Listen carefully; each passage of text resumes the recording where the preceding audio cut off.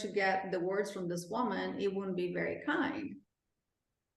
But what I'm trying to say is, I apologize so much, and she doesn't take the apology and continues to, kick me when I'm down. But is she perfect?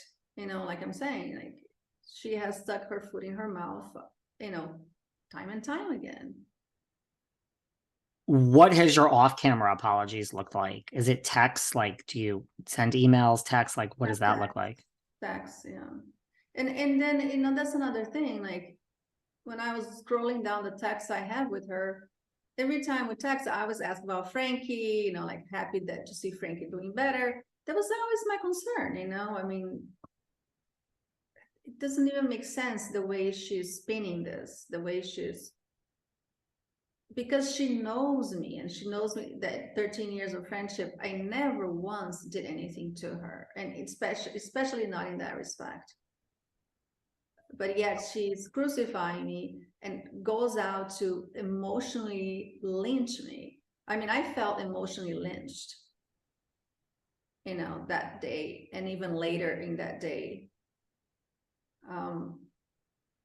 because she wouldn't let go of the bone. And when you've texted her off air, like you've sent text, and like, have they been responded to like negatively or just not at all? Like, what has the response been? Well, I think at the time she didn't respond, and then later I apologized again, and I said, thank you for understanding that this is not the intention here. And she didn't respond. So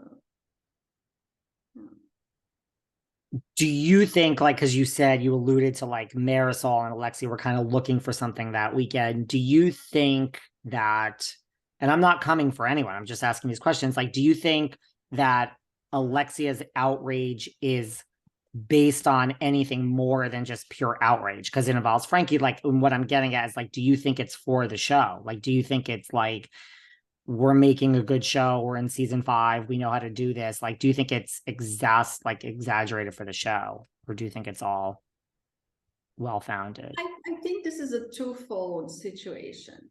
I believe, obviously, as a mother, I can 100%, understand her feelings. Okay, nothing is worse than something happening to your kid, right? I have a son, and actually I saw my mother, bury my brother, and so I know firsthand the despair of a mother losing a child or having something bad happen to that child. And I would never, in respect to that, and because I understand that pain, never do that, to someone, no show, right? So that's the number thing. So I understand her pain, and I think she has unresolved issues, and she has this rage, it's almost like bubbling underneath the surface and explodes at any moment's notice, because she resents the fact that what happened to her son, rightfully so. I'm sorry, Husky, it's okay. It's okay. He's like, okay. But, right. But I think that, so she has that rage inside of her because she feels something unfair happened to her son and to her. And of course it was unfair, and nobody wants that. But at the same time, she gets into this grief war, right? So it doesn't matter anyone's grief, nobody's going to win, because she wins the grief war. I mean, she tells even Nicole, like, it's all about winning for her. But even at this point, she still has to win. And that to me is so weird, because we all have grief, we all have losses, and we don't have to compete who has the biggest, pain, right? Like when I was shooting my music video and was in the boat with Guerdy, and Guerdy mentions the passing of her brother and niece and nephew that were, smashed into the debris of a hurricane. And Alexia said, I don't care because my son had a car accident. So that's a pretty insensitive comment towards Guerdy. doesn't mean that Guerdy's pain is lesser than Alexia's pain. Doesn't mean that my pain is not comparable. But again, I lost my brother. I lost 3 people during COVID. I have to go through a divorce by myself while being in COVID isolation. So I'm not comparing, and comparing is wrong, because in grief, we all have it. But we don't need to compete who wins with the biggest grief. Yeah. I take it you're not speaking to, I mean, she's not speaking to you at all, Alexia. I thought we were in a better place at one point, but after the reunion, things didn't get much better. And then when she comes out with this, whole thing, manifesto, and so. Marysol said in this scene, she's dead, she's dead in the water. Like, is it like if Alexia's not speaking to you, Marysol's not speaking to you? I mean, do they go hand in hand?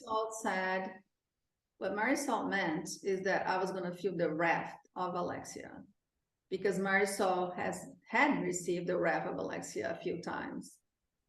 Because Alexia used to be a lot kinder before, like season 1, 2, 3, but now Alexia is in this high where she can do no wrong, and she's just going around scolding everybody, like Nikki, Guerdy, me, Julia. I mean, she just thinks she has to be right. Like when we were at her house for the lawyer luncheon, even when she literally was so wrong about saying I was going out with a married man, and I, proved to her over and over again.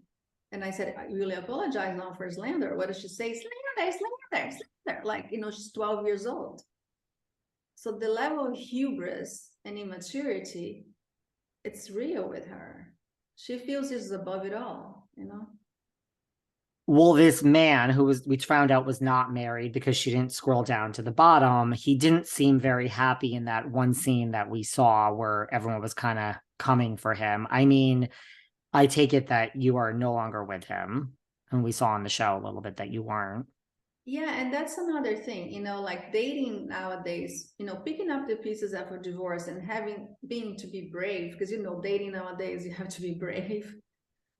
And so I find someone that likes me, has liked me for a while, finally, start to date.